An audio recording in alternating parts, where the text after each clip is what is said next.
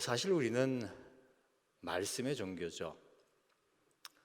예수님께서도 사람이 떡으로만 살 것이 아니고 하나님의 말씀으로 산다고 말씀하셨고, 또 요한복음을 보더라도 태초에 말씀이 계시니라 이런 말씀으로 시작하면서 말씀의 근원성이라든가 말씀의 중요성에 대해서 이야기를 하게 됩니다.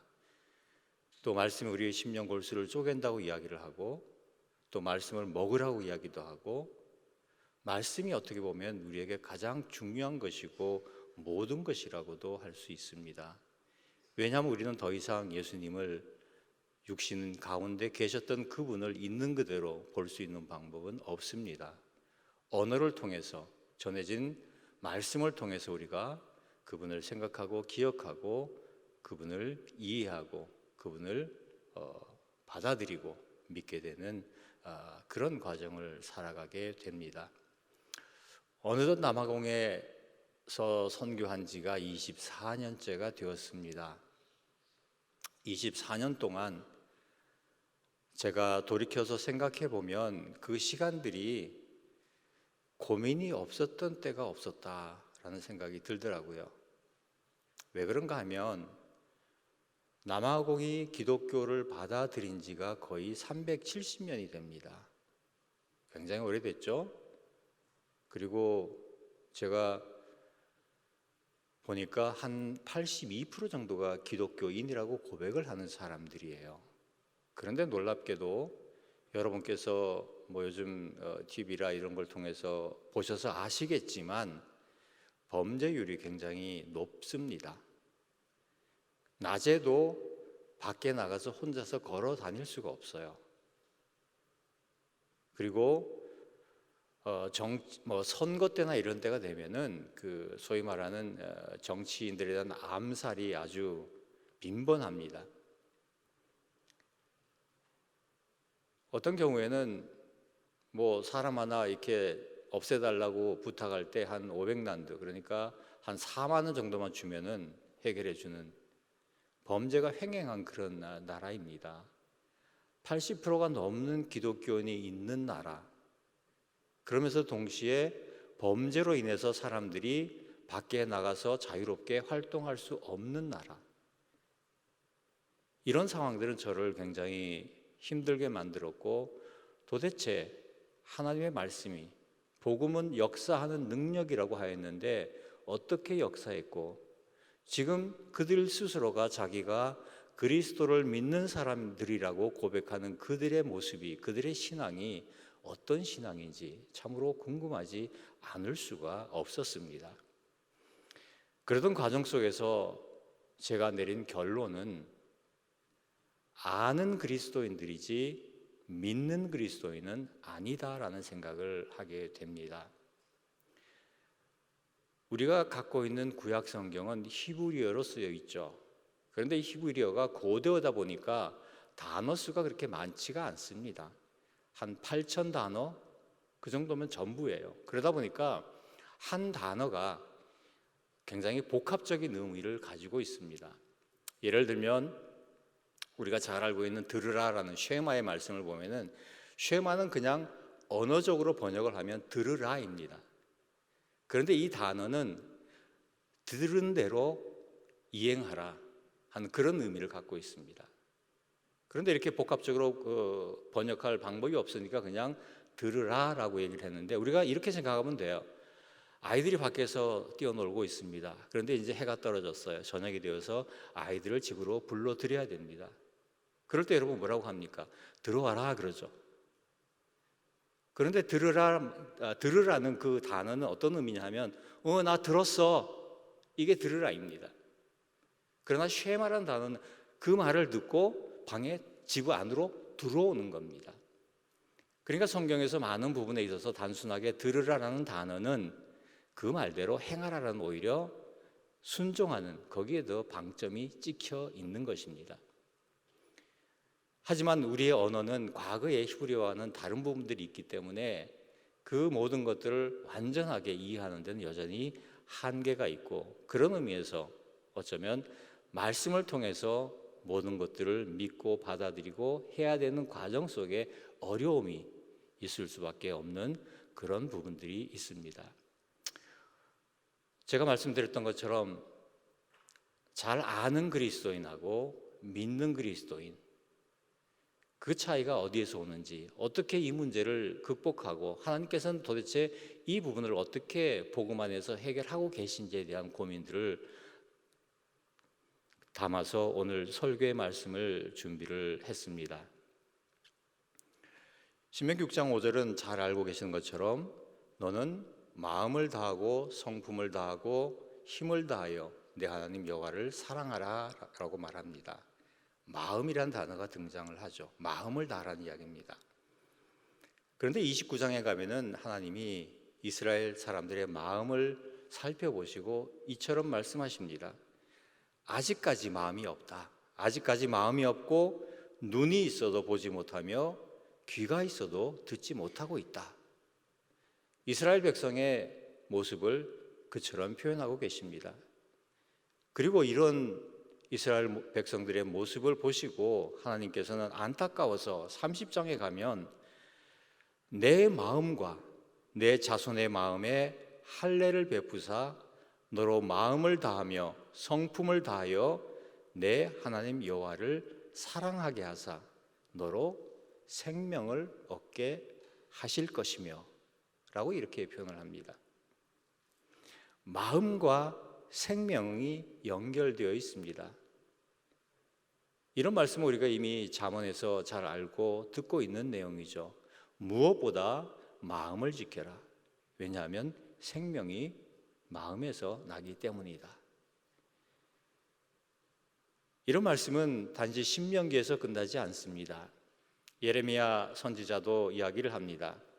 내가 여호와인 줄 아는 마음을 그들에게 주어서 그들로 전심으로 내게 돌아오게 하리니 그들은 내 백성이 되겠고 나는 그들의 하나님이 되리라. 마음을 통해서, 마음의 변화를 통해서 하나님과 우리와의 관계를 형성짓게 하겠다, 이런 말씀을 하고 있는 겁니다. 에스겔 선지자는 이처럼 이야기합니다. 또 새 영을 너희 속에 두고 새 마음을 너희에게 주되 너희 육신에서 굳은 마음을 제하고 부드러운 마음을 줄 것이며, 다시 마음에 대한 이야기를 합니다. 이것은 단지 구약에서 끝나지 않습니다. 예수님께서 이스라엘 백성을 보시고 바리새인들을 보시고 똑같은 말씀을 하십니다. 입술로는 나를 존경하나 마음은 내게서 멀도다. 이것을 다시 예수님이 시각적으로 표현하신 것이 있습니다. 우리가 잘 알고 있죠. 회칠한 무덤이다 라고 합니다. 행동은, 표면은, 겉은 어떤지 몰라도 속의 마음은 겉의 모습과 다르다는 그런 표현입니다. 남아공의 그리스도인들의 모습입니다. 예배 드릴 때 교회라는 이런 종교적 세팅 안에서는 정말로 어떻게 해야 되는지 너무나 잘 압니다. 한국에서 선교로 오신 분들이 그들이 예배 드리는 모습을 보고 은혜를 받습니다. 너무나 아주 열정적으로 찬양을 하고 춤을 추면서 2시간, 3시간 예배를 드리는데 전혀 지겹다거나 힘들다거나 지친 기색을 보이지 않기 때문입니다. 그러나 그들의 삶은 그들의 예배의 모습과는 완전히 다릅니다. 저희 교회는 23살 된 청년이 있습니다. 저희 교회에 오래 출석하였고 지금은 키보드를 연주하고 있는 그런 친구입니다. 이 친구에게는 3살 난 딸이 있습니다. 그런데 얼마 전에 이 아이의 엄마와 헤어졌습니다. 그리고 최근에 고2 되는 여학생을 집에 들여서 같이 살고 있습니다. 그런데 놀랍게 그 어간에 이 친구가 자기 딸을 낳는 그 시기에 이 청년의 엄마가 젊은 남자를 집에 들여서 또 아이를 낳습니다. 다시 말하면 이 청년의 동생과 자기의 딸이 거의 같은 연배가 되는 겁니다. 굉장히 이상한 상황이죠. 받아들일 수 없는 예외적인 상황입니다. 그러나 남아프리카에서는 이것이 굉장히 정상적인, 일반적인 그런 상황입니다. 대부분의 사람들이 기독교인이라고 하는데 그들의 삶은 이와 같다는 겁니다. 원인이 어디에 있을까요? 제가 판단하기에는 서두에 말씀드렸던 것처럼 하나님에 대해서, 그리스도에 대해서 너무나 잘 알고 있습니다. 하지만 믿음이 보이지 않습니다.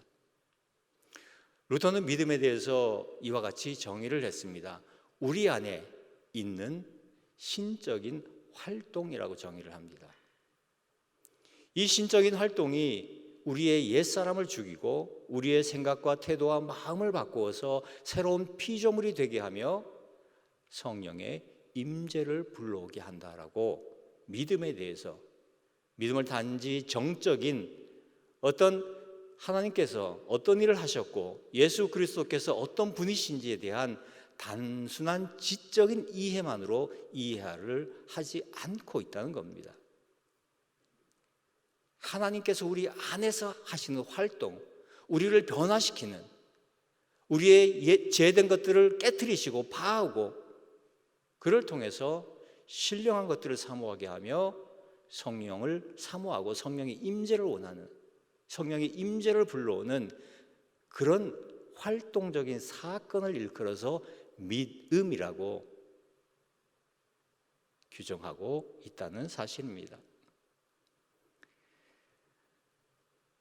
제가 이런 예화를 한번 들려드리고 싶습니다. 누군가가 여러분들에게 최상의 조건을 지니고 있는 롯데타워 시그니엘 레지던스 펜트하우스를 주겠다고 하면 여러분 어떤 마음이 들겠습니까? 아마 가슴이 뛰고 숨이 막힐 겁니다. 그런데 이 펜트하우스의 가치가 어느 정도 되는지 알지 못한다고 하면은 가슴이 뛸 이유도 또 흥분할 이유도 없을 겁니다. 제가 한번 찾아보니까 조건이 안 좋은 거는 300억 정도 되고 좋으면 500억까지 된다고 그러더라고요. 근데 이게 그냥 농담으로 한 얘기가 아니라 이게 진짜라고 합니다. 그리고 그 사람이 누구냐 하면 내가 한때 배신했던 사람입니다. 그에게 상처를 주고 등을 돌렸던 내가, 전혀 받을 자격이 없는 내가 이제 오히려 큰 선물을 받게 된 겁니다. 그가 찾아와서 여러분에게 이렇게 말합니다. 나는 너를 한 번도 잊은 적이 없다. 언제나 너를 사랑했고 너에게 만족할 만한 행복한 삶을 주고 싶었다. 그래서 준비했고 이제야 주는 거다. 여러분이 이런 이야기를 들었을 때 여러분은 뭐라고 하시겠습니까? 아마도 저는 받을 자격이 없습니다. 제 앞에 나타나지 마십시오. 라고 거절하고 싶을 겁니다. 베드로가 그물을 던졌을 때 고기가 너무 많이 잡혔을 때 베드로가 했던 고백입니다. 저는 죄인이라고, 나를 떠나달라고. 예수님을 만난 사람들의 고백입니다. 예수님을 믿게 된 사람들의 고백입니다. 이런 놀라운 선물을 받았을 때 이 선물이 어떤 역할을 할까요? 이것은 단지 물질적인 교환이 아닙니다. 마음의 교환이고 마음의 변화고 마음이 하나 되는 사건입니다. 관계의 회복입니다. 좀 더 자세하게 구체적으로 말씀을 드린다고 하면 이런 큰 선물, 가치 있는 선물은 먼저 우리의 마음에 정서적인 변화를 일으키게 됩니다. 과거가 생각이 나고 그것 때문에 부끄러워지고 또 빨리 자기의 잘못을 이 엄청나게 나에게 은혜를 베푸는 사람한테 가서 미안하다고 얘기하고 싶게 됩니다. 또한 자격 없는 나에게 내가 일한 데 대한 보상이 아니라 값없이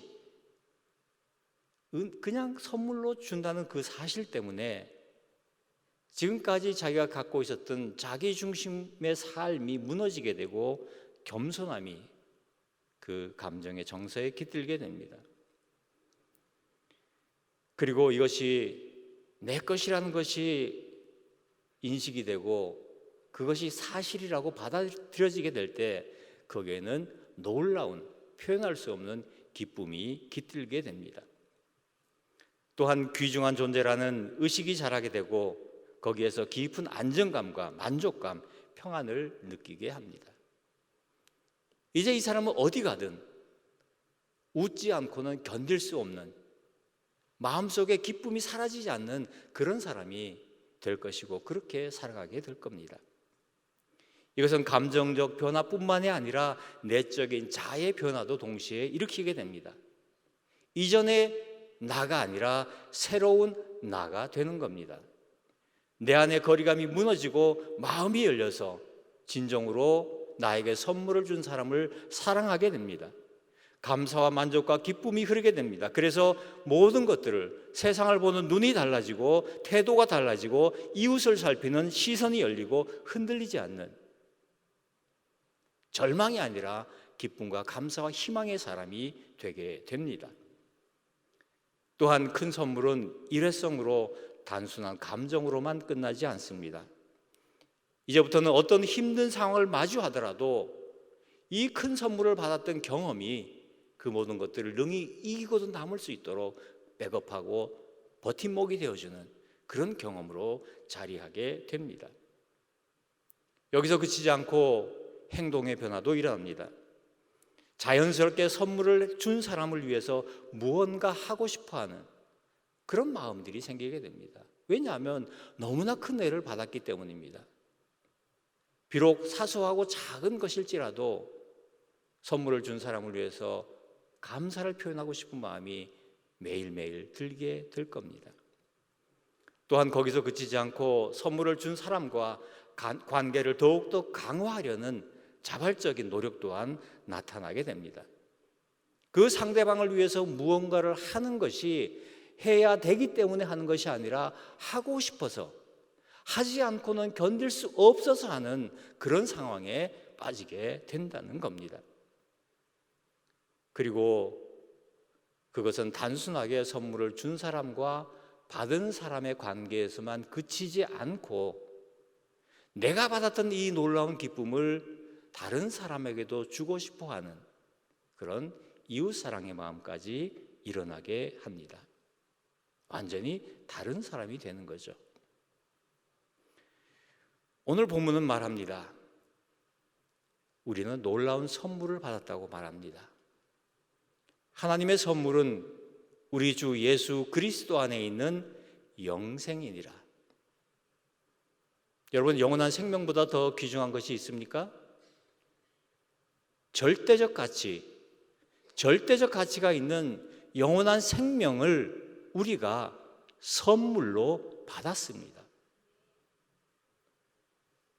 이 선물은 우리를 기뻐서 주체할 수 없게 만듭니다. 그래서 베드로 서신을 보면은 베드로가 이야기를 하죠. 말로 표현할 수 없는 영광의 기쁨이라는 단어로 그들이 누렸던 그 기쁨을 표현을 하고 있습니다. 영생에 대해서 알 수 있습니다. 하지만 영생에 대해서 아는 사람과 믿는 사람의 차이는 분명합니다. 믿는 사람은 기뻐하지 않을 수 없는 사람입니다. 그 영생의 사람은 하나님을 사랑하지 않고는 견딜 수 없는 사람입니다. 나에게 그 놀라운 선물을 준 사람을 내가 어떻게 무시하고 한시라도 생각하지 않고 지낼 수가 있겠습니까? 우리의 삶에서 우리는 크고 작은 선물들을 주고받습니다. 감사의 표시로 또 그 선물을 받은 사람은 그 선물을 통해서 선물을 준 사람을 기억하게 되고 그 따뜻한 마음으로 인해서 서로의 관계는 더욱더 굳건해지고 서로를 헤아리는 깊은 사랑으로 이어지게 됩니다.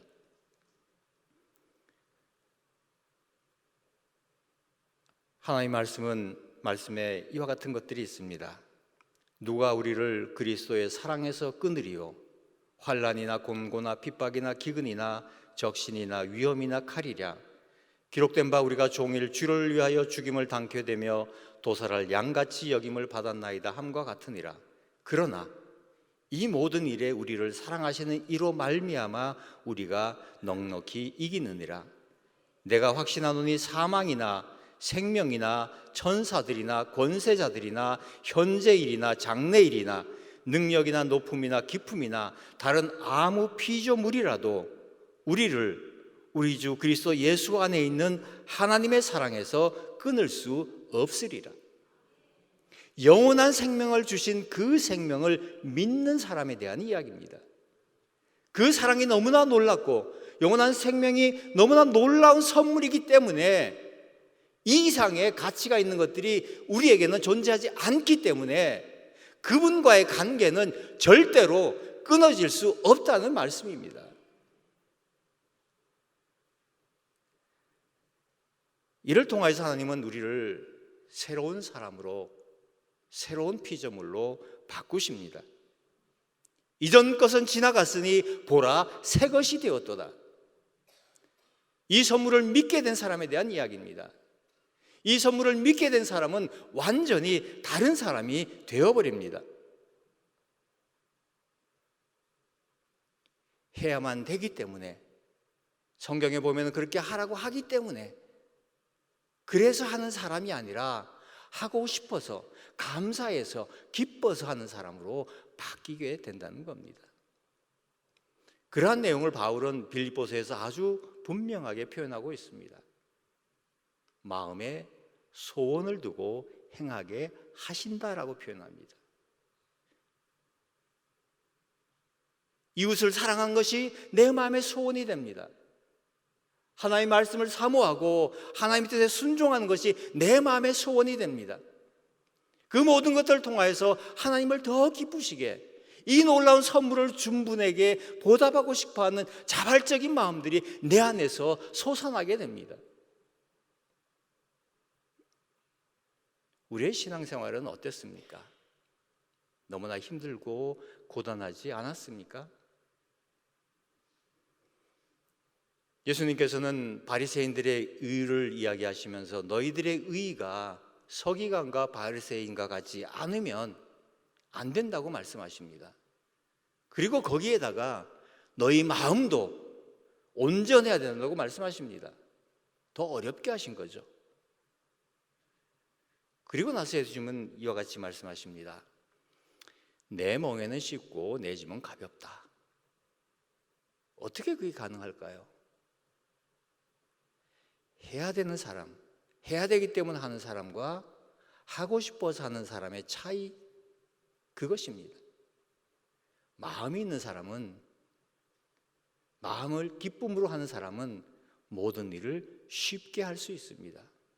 아무리 쉬운 일이라도 하기 싫은 사람, 억지로 해야 되는 사람에게는 그 모든 것들이 짐이 될 수밖에 없습니다.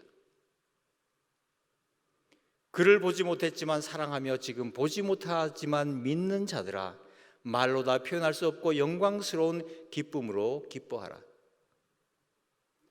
성경 곳곳에 보면 기쁨이라는 단어가 등장을 하고 기쁨과 관련되는 단어들이 등장을 합니다. 놀랍게도 사랑, 소망, 믿음이란 단어보다 더 빈번하게 등장하는 단어가 기쁨이라는 단어입니다. 고린도후서 13장 11절의 말씀입니다. 마지막으로 말하노니 형제들아 기뻐하라. 빌립보서 2장 18절입니다. 너희도 기뻐하고 나와 함께 기뻐하라. 빌립보서 3장 1절입니다. 끝으로 나의 형제들아 주 안에서 기뻐하라. 4장 4절 말씀입니다. 주 안에서 항상 기뻐하라. 내가 다시 말하노니 기뻐하라. 그런데 바울이 빌립보서를 어디에서 썼습니까? 감옥에서 썼습니다. 감옥에서 있는 사람이 바깥에 있는 자유인들에게 기뻐하라라고 이야기를 하고 있습니다. 바울은 감옥에 가는 것을 두려워하지 않았습니다. 감옥 속에서 기뻐할 수 있다면, 어디 가든지 기뻐할 수 있다면 그는 어디든지 갈 수 있는 사람입니다. 감옥에 들어가는 것이 두렵고 힘들기 때문에 안 들어가려고 하고 피하는 겁니다. 그런데 거기 가는 게 기뻐요. 그럼 어떻게 하겠어요? 매일 죄 짓겠죠. 우리 그리스도인들의 가장 큰 특징은 기쁨입니다. 로마서를 통해서 바울은 이야기를 합니다. 하나님의 나라는 먹고 마시는 데 있는 것이 아니라 의와 평강과 희락이라. 희락이 바로 기쁨이라는 뜻입니다. 평강은 평화입니다. 마음의 평화와 마음의 기쁨이 그리스도인들이, 하나님을 믿는 사람들이 갖게 된 마음이고 성품이고, 그것이 우리가 일상을 살아가는 우리의 정서라는 그런 말씀입니다. 우리에게 이 기쁨과 평강이 있다고 하면 그것은 이미 이 땅에서 하나님 나라의 시민으로 하나님 나라를 살아가는 것입니다. 그것이 바로 우리에게 주어진 그 영원한 생명을, 하나님께서 우리에게 약속하시고 주셨다고 하시는 그 생명을 알고 있느냐, 믿고 있느냐, 그 차이에서 오게 됩니다. 여러분처럼 여러분에게 도전적인 말씀을 던지기를 원합니다. 여러분 알고 계십니까? 믿고 계십니까? 성경에 보면은 알곡과 죽정이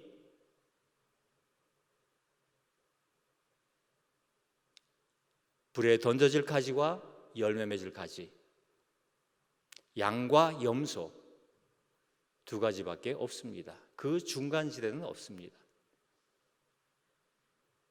여러분 삶에 기쁨이 있습니까? 기쁨이 없다고 하면 여러분께서 가지셨던 그 구원의 기쁨을 회복하시기 바랍니다.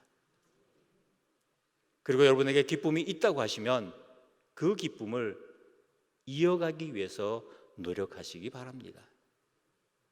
우리의 신앙이 쉽고 가벼운 이유는 이 기쁨을 유지하기 위해서 여러분이 단순하게 기도하고 말씀을 읽으면 된다는 그 사실에 있습니다. 말씀을 읽으면 마음에 감동이 생기고 기쁨이 있고 기도하고 싶어지게 됩니다. 너무 어렵게 생각하지 마세요. 그런데 이 기쁨이 스물스물 사라지게 되면 무언가 나는 경고능입니다. 그때는 다시 말씀을 읽으면서 말씀이 나에게 감동이 될 때까지, 기쁨이 회복될 때까지 읽으시고 또 그 말씀이 통해서 기도하는 그 자리로 나아가시면 되게 됩니다. 그러면 이제 더 이상 우리는 억지로가 아니라 자발적으로 기뻐서 왼손이 하는 것을 오른손이 모르게 하는 것을 자연스럽게 하게 됩니다. 무익한 종의 비유처럼 내가 하고 누군가가 나를 알아주지 않을 때 마음이 불편하고 힘든 자세에서 완전히 벗어나게 됩니다. 내가 좋아서 한 일인데 남의 칭찬이 없다고 해서 그것을 하지 않을, 멈출 이유는 더 이상 없게 되는 겁니다. 느헤미야는 이와 같이 말합니다. 여호와로 인한 기쁨이 너희의 힘이니라. 기쁨으로 모든 것을 이길 수 있습니다. 우리가 성경을 읽어야 되는 이유를 요한복음은 이와 같이 말합니다. 너희가 성경에서 영생을 얻는 줄 생각하고 성경을 상고하거니와 이 성경이 곧 내게 대하여 증거하는 것이로다. 성경을 읽는 이유가 영생을 얻기 위한 것이라고, 하나님께서 주신 영생의 선물을 믿기 위해서, 그 믿음 가운데서 살기 위해서 성경을 읽는다고 요한은 우리에게 가르쳐주고 있습니다.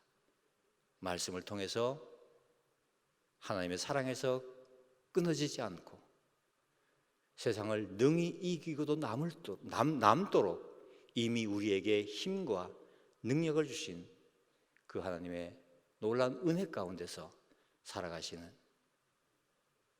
수 있는 우리 모두가 되기를 바랍니다. 같이 우리 남아프리카 공화국 선교보고를 좀 드리겠습니다. 저희가 지금 교회를 짓고 있는데 거의 다 지었습니다. 이제 유리창 달고 페인트 정도 칠하면 모든 건축이 끝나게 됩니다. 3m, 일단 5m, 높이 5m에 19m, 9m의 굉장히 큰 덩치로 하나 만들었습니다. 저 교회를 지으면서 저에게 한 가지 생각이 있었습니다. 저 동네에서 제일 좋은 건물을 지어주고 싶었습니다. 왜 그러냐면 이분들이 저 동네에서 밖으로 나가서 새로운 저런 좋은 건물에 들어갈 수 있는 기회도 없고 경험도 없습니다.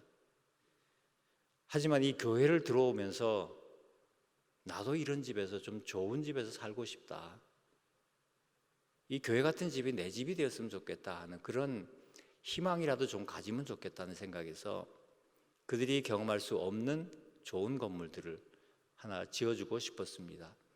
물론 예산이 제한이 있어서 많은 시간 투자를 해서 고민을 하고 생각을 한 끝에 저런 건물을 짓게 됐고, 또 한 가지는 저기에 용접을 전혀 하지 않았습니다. 볼트와 너트로 다 이어서, 그 이유는 만일의 경우에 유사시에 다 뜯어서 다른 곳에 옮길 수 있도록 왜냐하면 굉장히 불안정한 지역이라서 그것을 염두에 두고 저렇게 지었습니다. 모든 일정들이 제대로 진행이 되지 않았습니다. 짓는 가운데 갑자기 땅 주인이라고 자기가 나타나가지고 공사를 멈추지 않으면 다 죽이겠다고 위협하고, 근데 이 친구가 감옥에서 갓 나온 아주 프레시한 친구라서 실제로 많은 위협이 됐습니다. 근데 놀라지 마세요. 그 친구 지금 교회에 나와요. 그리고 또 저 업자가 저렇게만 해놓고 도망가 버렸어요. 그래서 그 친구 찾아서 다시 다 계약한 대로 하라고 하는데 또 한 달이 걸렸습니다. 거기다가 비가 와가지고 또 공사가 지연돼서 전날이면 모든 것들이 다 완성이 돼서 예배를 드릴 수 있을 거라고 생각했는데 앙상한 그냥 철골 구조 아래서 예배를 드리게 되었습니다. 다음이요.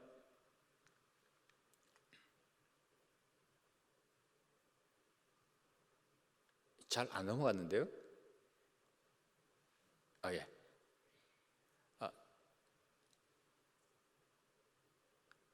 이게 교회의 모습입니다. 물론 앞에가 좀 밋밋한데 저 사이사이에 그 검은 선으로 보이는 그 부분에 목재 나무를 이렇게 넣을 겁니다. 그래서 좀 더 예쁘게 치장을 할 계획입니다. 이거는 내부 모습입니다. 단열을 다 했습니다. 단열재를 해서 벽도 했고 천정도 같이 해서 겨울에 따뜻하고 여름에 시원하게, 특별하게 다른 보조 장치가 없이도 예배를 드릴 수 있도록 그렇게 환경을 구성을 했습니다. 천정 단열하는 모습입니다. 예, 천정이 막 완성이 됐고요. 십자가입니다. 저희가 저 건물이 저 동네에서 제일 높은 건물이에요. 그래서 아직 전기는 안 들어오거든요. 그래서 태양열을 이용해서 그 위에 태양열 판넬을 설치를 하고 밑에 배터리를 설치를 해가지고 밤이 되면 자동으로 켜지게 하고, 또 필요한 경우에는 실내 조명도 할 수 있는 정도의 용량을 설치를 해서, 설치를 하고 나니까 교인들이 너무 좋아하는 거예요. 어디 가나 저게 보여서 너무 감사하다고 할렐루야 그리고 아주 난리가 났었습니다. 예, 태양열판 설치하는 모습이고요. 밤입니다. 저렇게 십자가가 빛나고 안에는 조명이 켜지는 상황입니다. 제가 여기 한국에 들어온 지 2주 만인가요? 어떤 분이 오셔가지고 배터리를 가지고 가셨습니다. 저한테 얘기도 없이. 그래서 저 앞에 철문은 이분이 가지고 간 다음에 안 되겠다 싶어서 달아놨습니다. 들어가면 다시 배터리를 해서 설치를 해놔야 되는 상황입니다. 근데 감사하게도 공사하는 기간 동안에는 벽돌 한 장 없어지지 않았거든요. 근데 저거를 설치하고 나서는 저거는 아주 귀신같이 갖고 가더라고요. 원래 이제 교회를 다 완공을 하고 부흥 집회를 하려고 했는데 그러지 못한 상황에서 일정에 따라서 한국에서 목사님께서 오셔가지고 3일 동안 영성 집회를 가졌습니다. 예, 집회 장면이고요.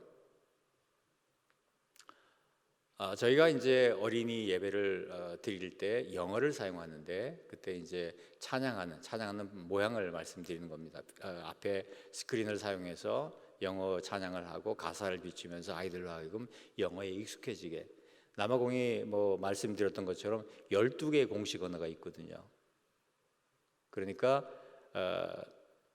그런데 영어는 일종의 그 뭐랄까요, 비즈니스 언어, 이걸 모르면 사회생활을 못해요. 어디 가서 점원으로 일하지도 못하고. 그래서 어려서부터 아이들한테 영어에 익숙해지도록 저렇게 하다 보니까 부모들이 저 교회 가라고 우리 교회 보냅니다. 이거는 어떤 분이 신발을 사라고, 아이들 신발을 좀 사주라고 하셔서 저희들이 신발을 사서 아이들한테 주고 감사해서 사진을 찍어서 보냈던 장면인데, 그 헌금을 해주셨는데 고민이 생겼어요. 아이들이 신발 사이즈를 하나도 모르거든요. 아이들한테 물어봐도 본인들도 몰라요. 그러니 저 사이즈를 어떻게 맞추겠어요? 근데 거의 완벽하게 했습니다. 어떻게 했는지 아세요? 제가 아주 지혜롭게 했습니다. 가게에 가서 있는 대로 다 사왔습니다. 그랬더니만 얼추 다 맞았어요. 되게 지혜로웠죠? 요거는 굉장히 그 의미 있는 장면인데, 선물을 줬습니다. 저희 교회는 출석을 불러요. 그리고 시간이 되면은 문을 닫아버려요. 11시 예배입니다. 그러는데 11시 5분에 오면 못 들어와요. 밖에서 예배를 드려야 돼요. 그리고 출석한 사람들은 체크를 해서 개근상, 정근상을 줍니다. 저희 교인 한 400~500명 되는데 개근상 받은 친구들이 저 3명이에요.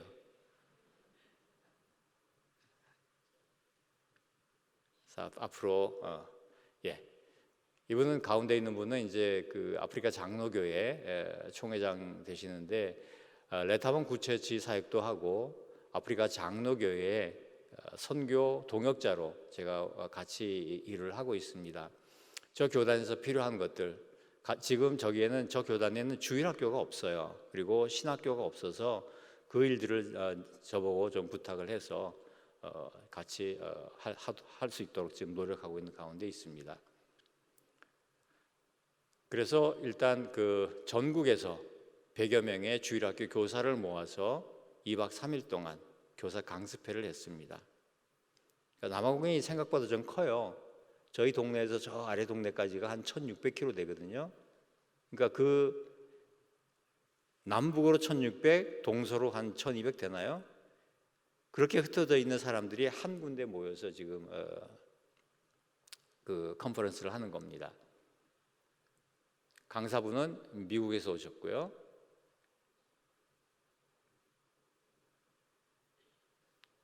이거는 이제 그루브 가는 장면이고요. 그리고 이거는 이제 한국의 어떤 교회에서 선교 대회를 하겠다고 그래서 초청해서 참석해서 이제 했던 장면입니다. 이 사진은 뺐는데 여기 들어와 있네요. 이상입니다. 남아공이 참 척박한 땅입니다. 서두에서 말씀드린 것처럼 기독교인의 퍼센테이지는 높지만 제가 보기에는 믿는 사람보다 아는 사람이 많은, 사실 그런 면에서 우리 한국교회도 굉장히 심각하게 성찰적 모습을 가져야 된다고 생각하는데, 믿음의 사람은 사실은 아는 사람과 많이 다르거든요. 여러분도 여러분의 자신을 보시면서 확인하시면서 정말로 믿음의 자리가 갖고 있는 그 모든 특권을 누리는 여러분이 되기를 바랍니다. 같이 기도하겠습니다. 하나님, 우리들에게 외아들을 통해서 그의 죽음과 부활을 통해서 영원한 생명을 선물로 주신 것을 감사를 드립니다. 하나님의 아들을 우리에게 선물로 주셨습니다.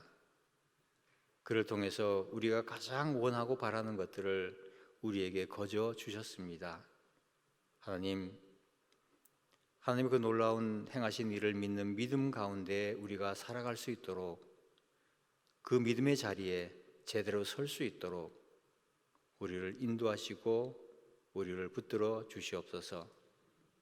가지가 줄기에 붙어 있지 않으면 말라서 시들고 열매를 맺지 못하는 것처럼 우리의 삶에 있어서, 우리의 신앙생활에 있어서 줄기에 붙어 있기를 힘써 노력할 수 있도록 우리를 지켜 주시옵소서. 우리가 해야 된 일은 그거밖에 없다는 것을 기억하게 하시고,